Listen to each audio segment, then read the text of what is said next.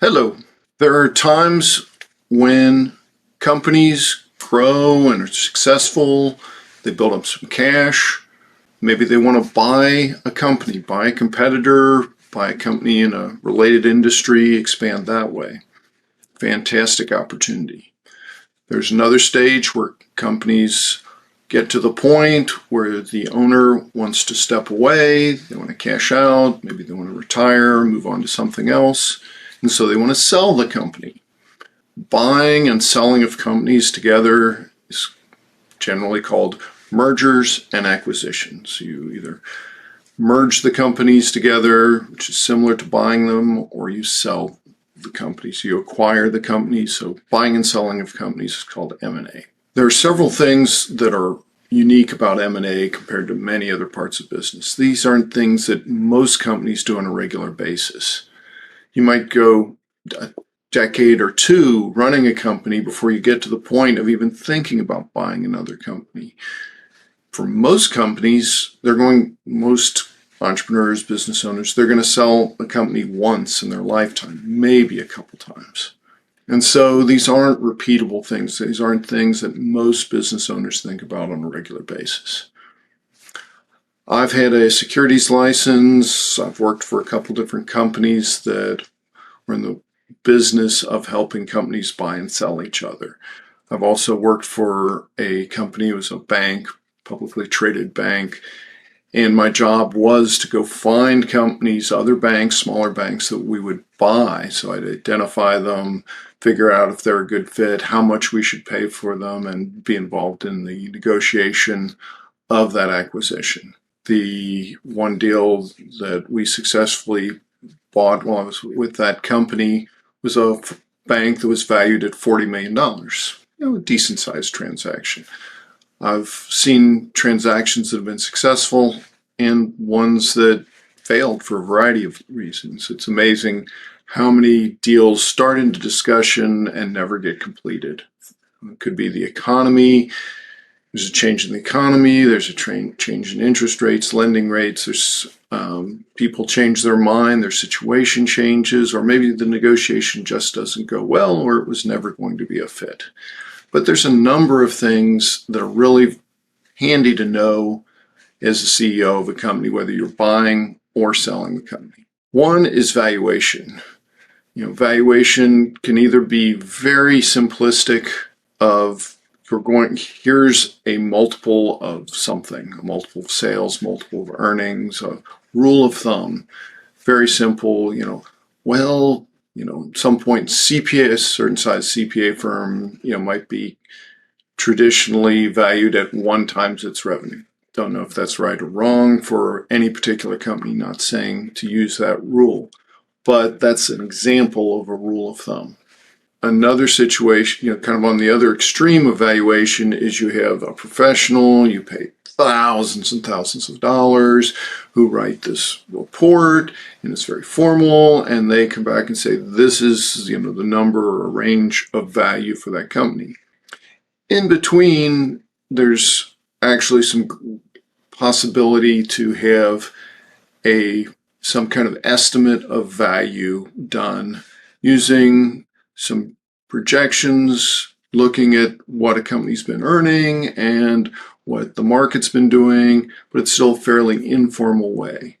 In many mergers and acquisitions, that's what gets done by at least one side of the transaction. It's actually pretty rare to have a formal valuation report done. You don't need a formal valuation report. So that's one kind of misconception I've run into when working in the space. Another situation that comes up, so you've got what's the value of the company, which is of course very important, and what's the multiple.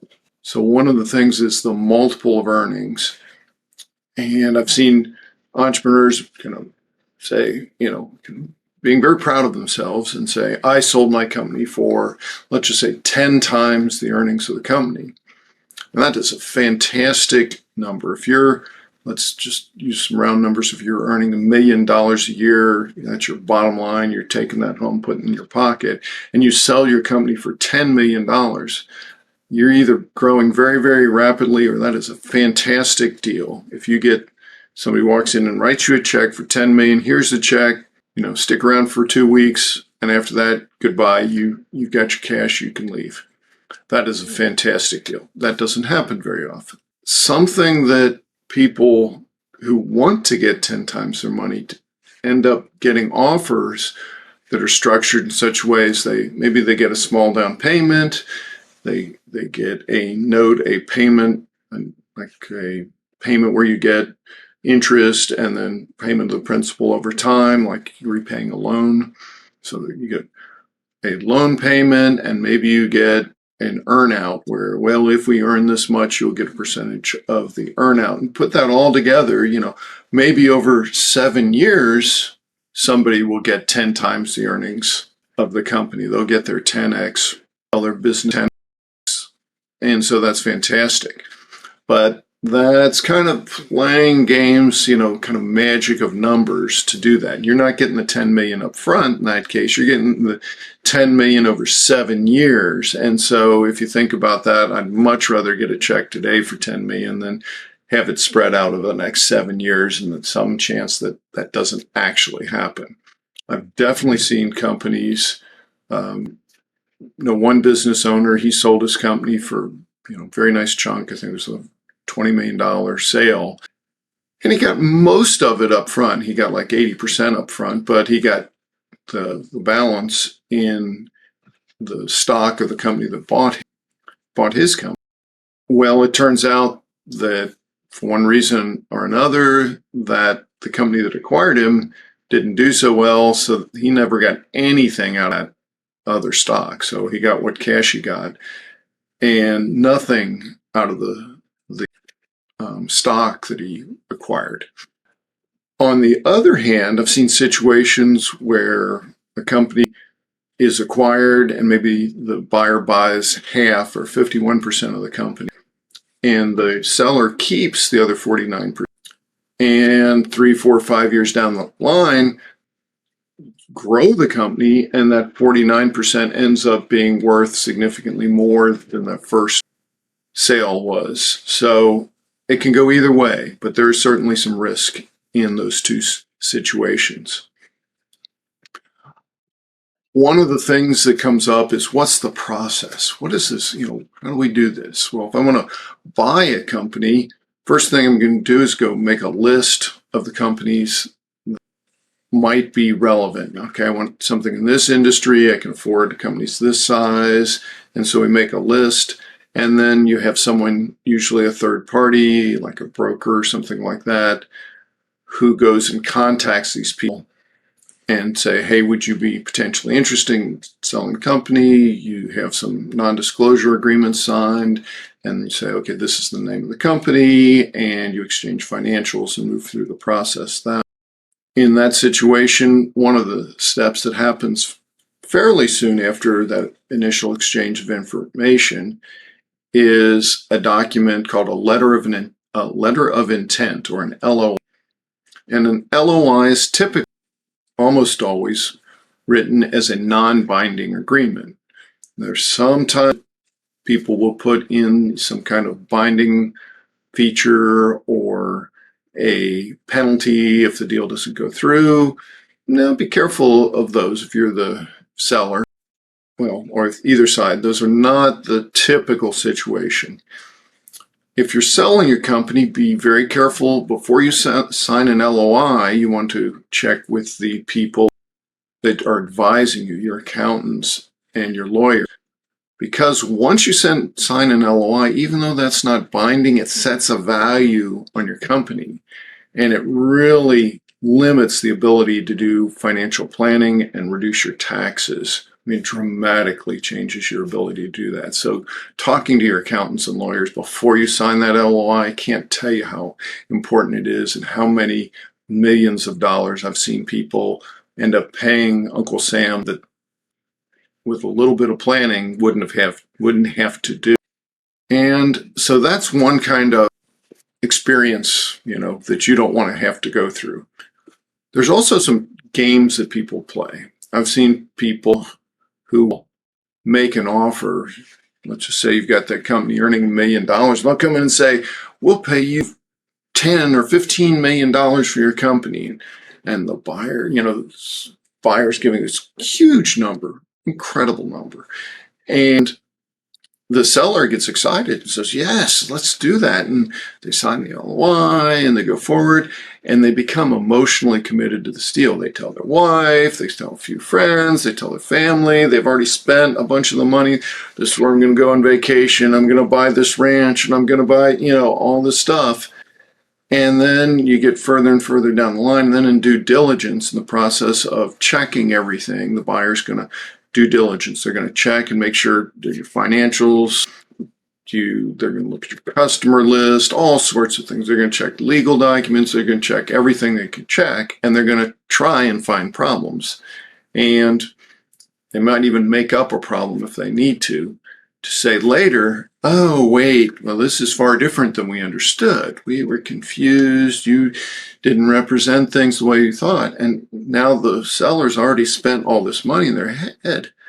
And sometimes I've seen it where they've actually refurbished their house before the deal's done. Oh, don't do that. And then the buyer says, now, well, based on this new information, we can't pay you $10 million. We can pay you whoa, what? Oh my gosh. But you've already spent $1 million. So now you're kind of stuck. You need to do the deal. You're emotionally committed. Maybe you're financially committed. And so that's a game that sometimes I've seen buyers play. So you have to kind of be careful of these types of games. Hopefully that's not a situation you'll ever run into. But those are some of the key things that you need to understand. You're going to have to pay attorneys to prepare the documents. You're going to have to deal with the due diligence. There's a lot of stress. And one of the worst things you can do is get distracted by all this stuff going on and not pay attention to your core business. Because if your sales drop or your profits drop, the buyer's going to want to renegotiate the price based on that change. So you have to make sure you've got a team in place, maybe even bring people in to help do some tasks that need doing so that you don't get distracted from your main business, running your business. So those are some tips that I found very useful for people who don't experience M&A on a daily basis, on a regular basis. They're not buying companies, they're not selling companies on a regular basis. So a few of the pitfalls, a couple of the common steps, the valuation, the LOI, the due diligence, and then the closing. That's where money actually changes hands and the documents get signed and it all happens. And of course, once you've done all that, it's very common to have a 2 or 3 year period where you're in some sort of contract or agreement that you can't go back into the industry, or maybe you have to consult with the company. Maybe some of your payment is tied to that. It's all very common. So hope these tips have been helpful. That's all for me today.